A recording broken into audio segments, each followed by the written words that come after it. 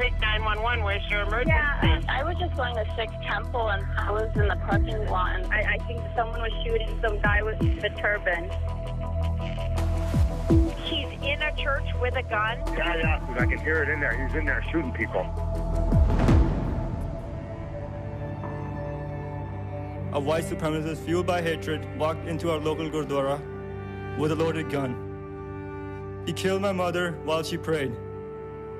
He shot and killed 5 more men.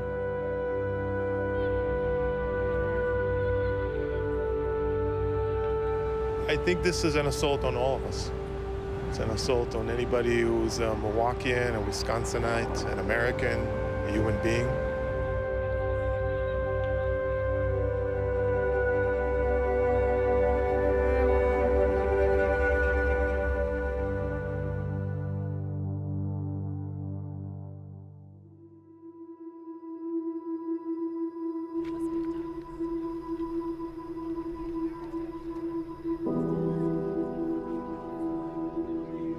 Tonight, we are celebrating the lives of 6 victims who tragically lost their lives on Sunday, August 5th, 2012. I don't know anybody personally that goes to the Sikh temple here, but it still hits close to home. He very well could have walked into my church and done the same thing. The whole point of a candlelight vigil is that light embodies the hope that we have amongst this darkness. That so many people were getting together blocks away from where this happened, without any fear and with so much love. It was tremendous. Here in the Milwaukee area, you never think that it would happen in your own backyard. But then again, on Sunday, it did. And we go to a point where it calls us to action.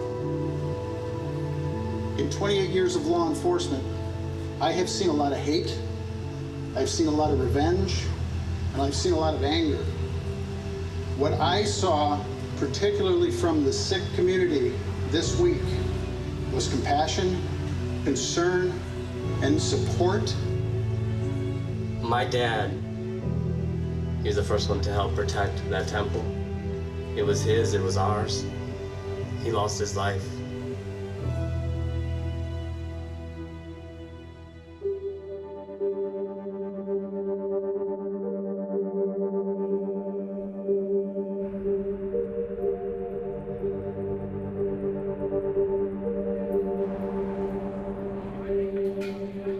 We do come early to prepare the food every Sunday.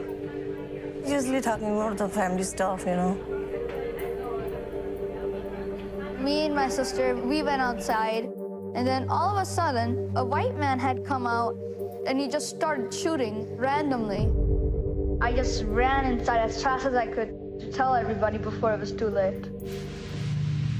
My husband was sitting having tea. Then he says, close the door, and he was on the phone, 911. Then he ran to keeping everybody away. Oak Creek 911, where's your emergency? We were having a firing here in the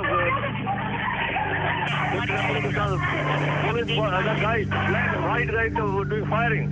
We need 911, quick. 15 around here. Then we went to the dispensary. 15 people. We tried to quiet inside, 7512 South Avenue. There is shooting. Okay, did anybody get hit? Hello? Somebody called and said, your dad's been shot. So I called his phone and talked to somebody inside, and they said, get here, hurry up. As soon as that call came in, I knew I was going to be the first one to arrive. Squad, last I heard is a balding male with glasses may have gone inside with a gun and there were shots fired. Oh my God! A shooting! I did a shooting! What the hell is this? Oak Creek, ma'am, hold on. We were hearing the pop, the bullet shots. We start praying. We need help. Somebody shooting outside. Yes, we've got help on the way, okay? We have to hide now. Stay on with me. Okay? Ma'am? Thank you. I saw 2 men laying on the ground, one on top of the other. Need an ambulance. I do not see a shooter anywhere. 10-4. And just as I had started moving, I saw him. White t-shirt, lots of ink on his arms, black tactical pants, and a holster on his hip. We both shot probably at the same time. My shot missed, and he hit me directly in the chin, which traveled down my throat and ripped apart my larynx. I stood up, pointed my gun, and that's when he shot the tip of my thumb off. The gun came out of my hand.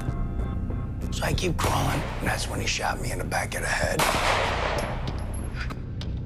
I know I've been shot a ton at this point. And then a funny thing happens.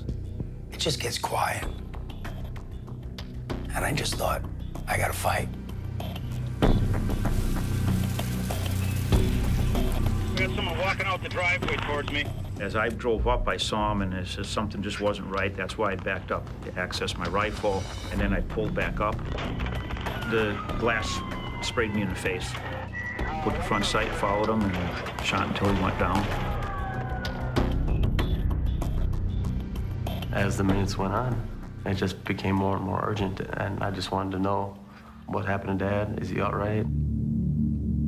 I think I must have asked him about 25 times. Did you find my mother? You know where she is? Did you find her? Receiving those text messages, when you're standing on the sidewalk, you don't know who's alive and who's not, and all you can think about is, you know, am I going to see my parents? I didn't know if I had hit him or if he just dove to get behind the cover. Where's Murphy? We don't know where Murphy is. Any further description if there's an additional shooter? Just shot again. He's still shooting.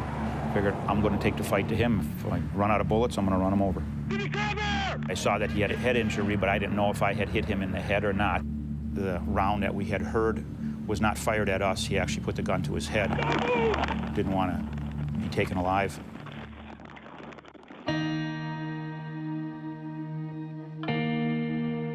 We had a lot of information pretty early on who he was and what he was all about. What he was wearing is indicative of a white supremacist to show I'm going to spill blood for the cause. Our role now is not only to protect, it's to make them feel safe, and not just in the Sikh community, but everywhere in my city. The day after August 5th, my brother came into my room and I said, can we go after the neo-Nazi guys so that they don't ever think about doing something like this again? And my brother stopped me and he goes, look, you don't realize, like, we could either become weaker or stronger. If you retaliate, you're no better than them. I used to cut my hair, trim my beard, depending on what I felt like each day. I'd always thought about taking the sarup, as we call it, of the Sikh faith, where you don't cut your hair, you keep your kesh and dadi. I thought about it, and I was like, you know, maybe someday I'm not spiritually ready. And when the shooting happened, I felt like, if there's a day, it's today. And I wanted to show the world that even if we look different, we're still Americans, and we're still human beings. You know, I'm not a terrorist. I look at it that I confronted evil in the parking lot. You know, he was looking for division. It didn't work that way. I think it grew people closer.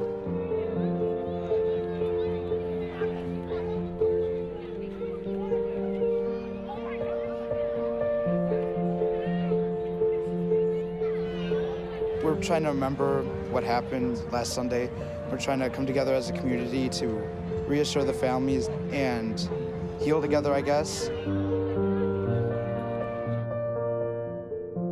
I'm affected by any kind of tragedy, but there have been several times where I just, you struggle to, like, hold it together.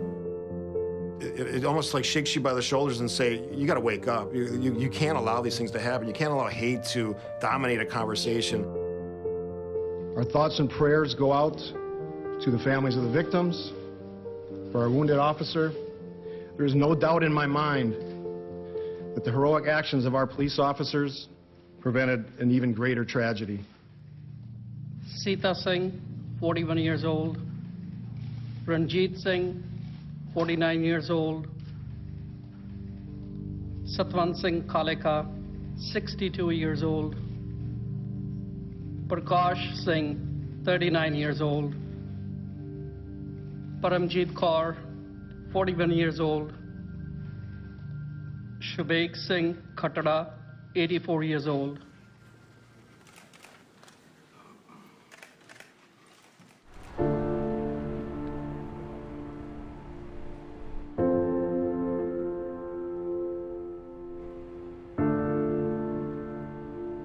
These were people who were walking alive just a week back. They are no more with us. We come together in love and peace and understanding rather than, hatred. It can happen to anybody, any place, anywhere. Hatred, don't care where it goes. What hurt them also hurt us too. We are Christians, we all are brothers and sisters together. That's why we're here. We came to share their grief too.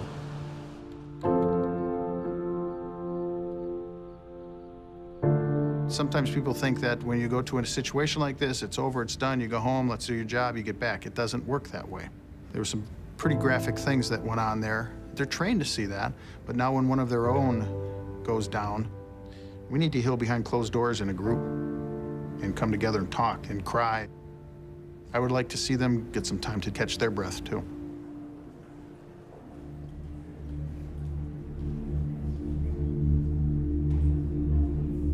She was a very hardworking woman. She sacrificed what she wanted for herself to give us what we needed. Just working for 12, 14 hours a day just to put food on the table. My dad was a strong person, a strong personality. He was gonna fight till the end. And sometimes it, rubbed people the wrong way, but he was also a very honest person, almost brutally honest. A lot of integrity. You don't know that you have these characteristics built into you until you need them. How can we look into the eye of a horrific tragedy? I seek solace in the fact that even in death, my father has done more to promote awareness of the Sikh faith than he did when he was alive.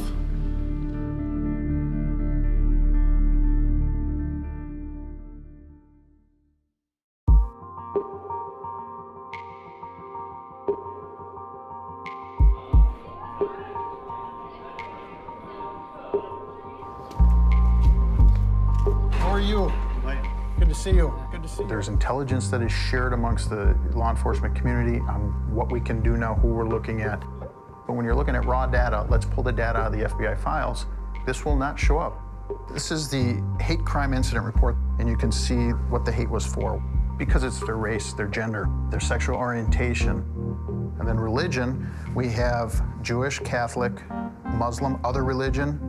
So the Sikh community is not, there's really nowhere for me to put on here who they are. They're others. Where are our Sikhs? Where do we count our mother? What are they gonna say? 7,000 other died? That was a wake-up call, I believe, to all of us, where we needed to do something.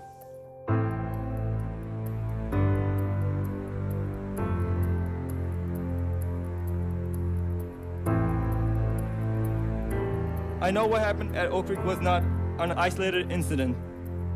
I fear it may happen again if we don't stand up and do something. Senators, I came here today to ask the government to give my mother the dignity of being a statistic. The FBI does not track hate crimes against Sikhs. My mother and those shot that day will not even count on a federal form. I want to tell the gunman who took her away from me, you may have been full of hate, but my mother was full of love. She was an American. Despite everything, I still believe in America, American dream. He became the first Sikh ever to testify before Congress in U.S. history. And how many people can say that in the world?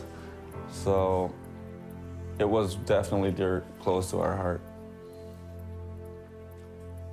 It was just for my mom.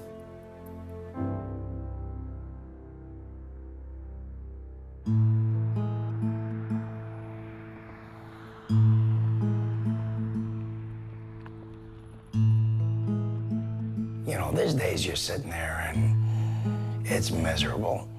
For me to get out of bed and walk to the bathroom was a major event. You know, I remember being in a hospital and members of the temple brought up letters and cards, and that makes you get up and move. The outpouring of gratitude and every aspect of support, they've been there. My wife and I never really went on a honeymoon, and we had tickets to go to the Florida Keys in 2 weeks. There was actually one point where I'm laying on my back and he shot me through the bicep, and I can just remember in slow motion the blood sprayed out of my arm, and I could just remember thinking as I'm crawling backwards, we're not going to the Keys. And I thought, she's gonna be mad, you know? I've been shot 15 times. I really can't feel anything in the forearm. I have half a thumb, some memory loss from the shot in the back of the head, but things could be so much worse. I'm very fortunate.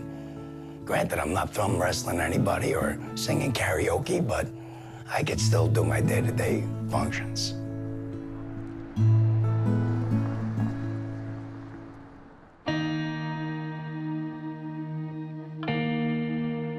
The Sikh temple is on Howell Avenue, one of the busiest thoroughfares in Oak Creek. But how many people ever truly understood what they stood for, what they worshiped, what their lifestyle was like?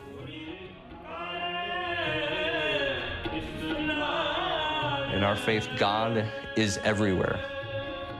Sikhism was founded a little over 500 years ago in an area of India known as Punjab by who we now call Guru Nanak. We primarily believe in one God, and that all people from all different faiths pray to the same God.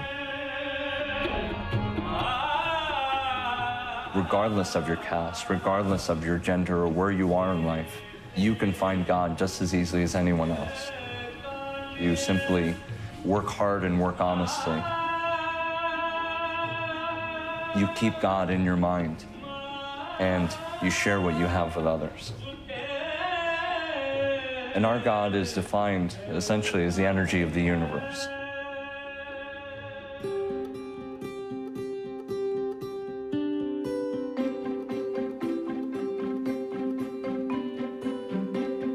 As a scientist, we're really only trying to understand God in the same way that any spiritual person tries to understand God, just using different tools. And I think the concept for me, at least spiritually now, is trying to merge the two. Our lab in general looks at learning and memory, and I do that looking at how cells communicate amongst each other. These connections are the basis in how we are able to think, learn, and remember.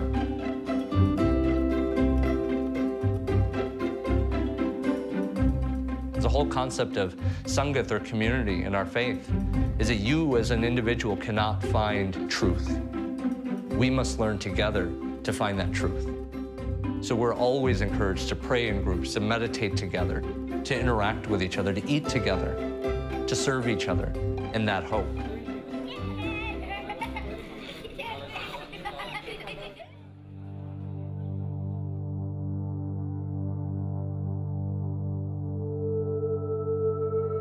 You never get used to coming into a scene where your dad took his last breath, murmuring, Vaheguru, Vaheguru, you know, please come save me. My mom used to be really involved in the Gurdwara and helping out all the time. Still, it's hard for me. It starts shaking my heart and everything. It's a hard obstacle to try to get over.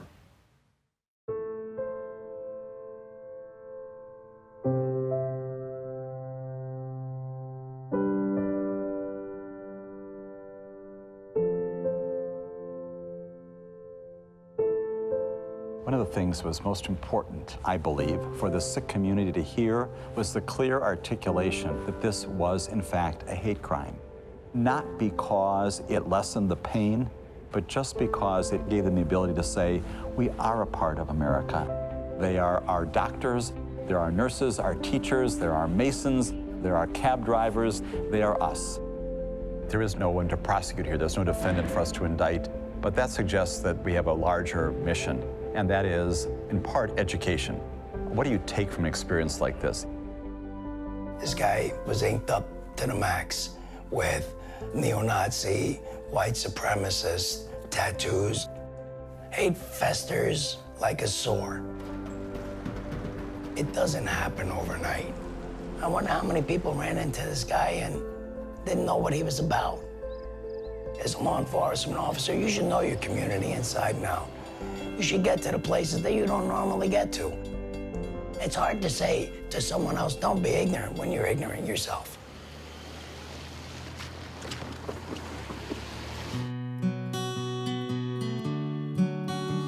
You can't go through this and not be affected.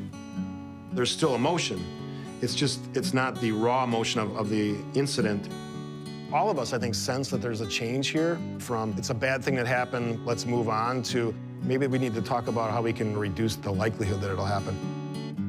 I promised the Sikh community that we would continue to have events based on what happened here. Can we do something as a community to kind of change the discussion? I think most folks in Oak Creek would say before this happened, I mean, we knew the temple existed, but in terms of interacting with the community and knowing what they're about, knowing how they live their lives was kind of a mystery.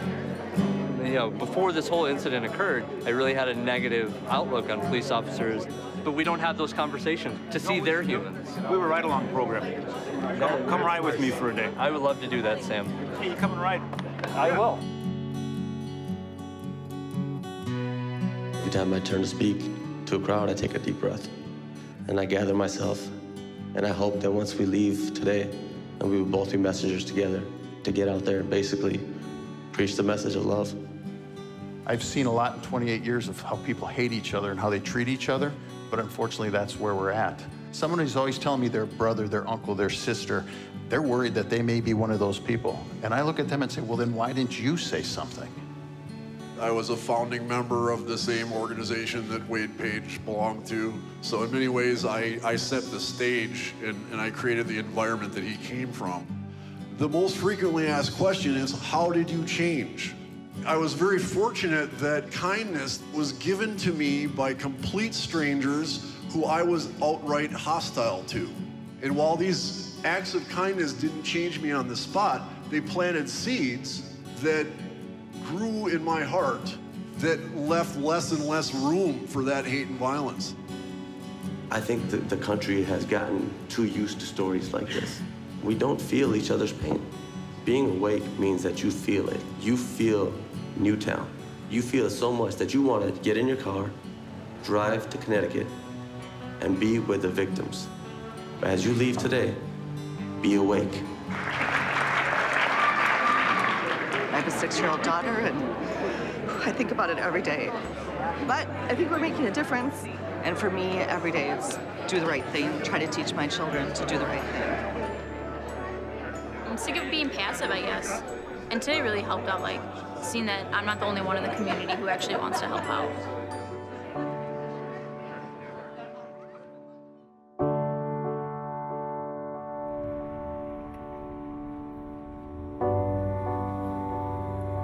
I often say I have more faith in the kids than I do in adults sometimes. It's probably a naive statement in some extent, but kids are really going to drive this discussion. Since that incident, people have started to believe like we actually had a problem where people didn't understand fully about other people's cultures or they didn't respect it. We don't talk to many neighbors, but they came over and, you know, they asked how we're all doing, and it was just nice to see, like, even though what happened was bad, like, there was such a positive outcome. It brought our whole neighborhood together, our schools together.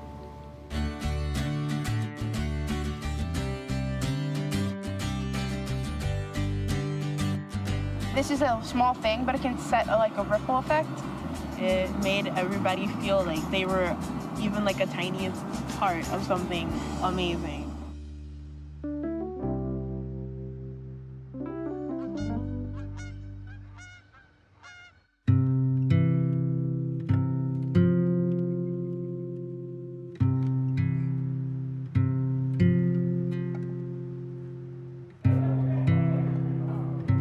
the commander of Post 430 4th Squadron, and I'm a retired police officer from the city of Oak Creek. As soon as this happened, members of the post all got together and said, what can we do? Usually a Legion post takes care of its own members and everything, but we wanted to make this a community-wide effort. We feel that heroes from all walks of life should be honored, not just military heroes. The way today's society is, we don't get to know enough about each other. What those 6 people's death did was help us better understand the Sikhs. They understand us better, and the two communities are now much closer together. We're not born heroes. We become heroes because of something that happens in our life.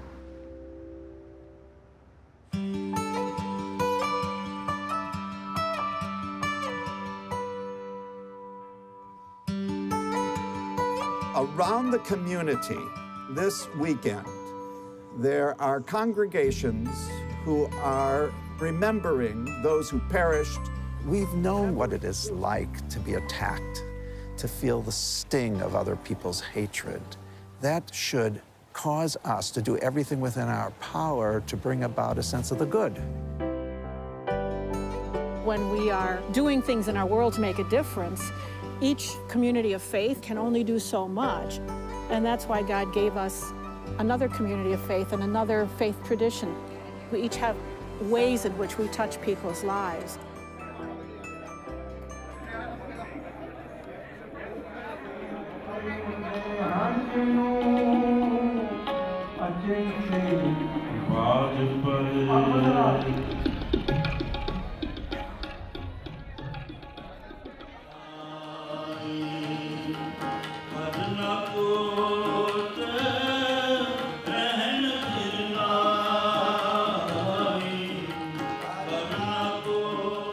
How does a community come together so quickly after something so horrific?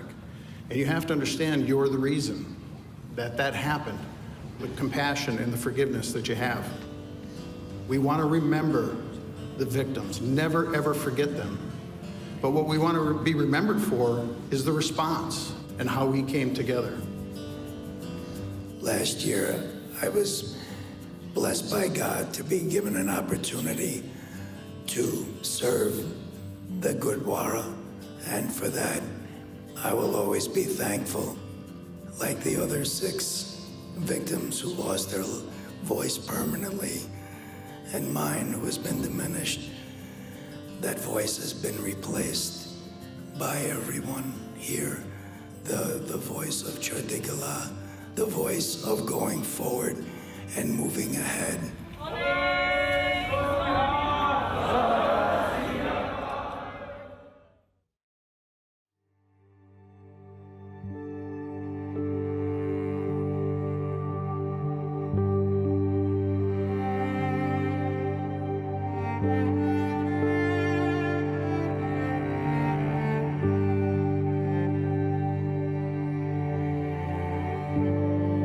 It's very difficult, obviously, to be up here in MC when today was the day that I found out my father was murdered.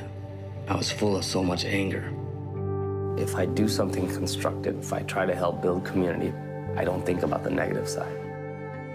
As for Wade Michael Page, there is no question that my father, and I'm pretty sure the other victim families, they've forgiven him and pray for his soul.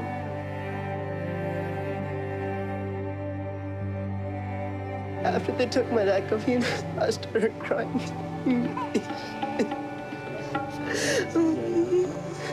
And I couldn't stop. Raise your candles for him. Guru, look out. Guru, see there. Thank you. Thanks for your love. Waheguru Ji Ka Khalsa, Waheguru Ji Ki Fateh.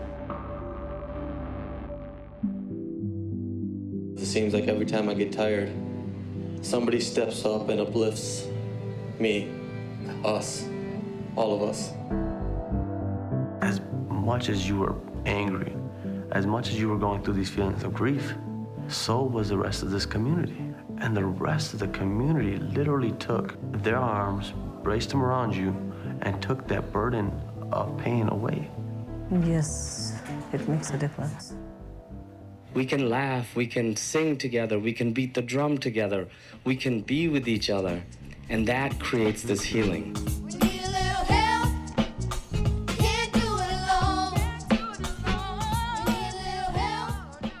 Small towns, small cities in America, we can accomplish things that set examples. We can make a change that's real. Wake up all the builders, time to build a new land.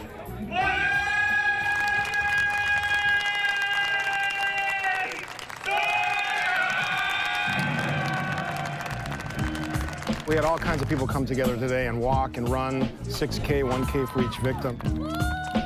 Chardi Kala means relentless optimism.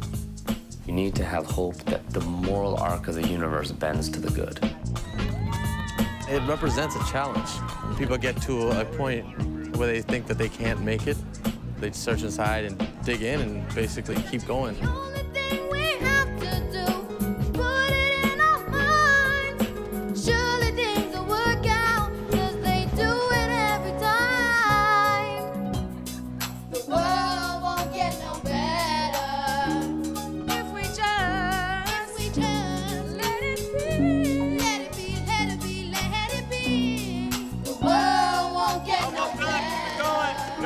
Guys. We got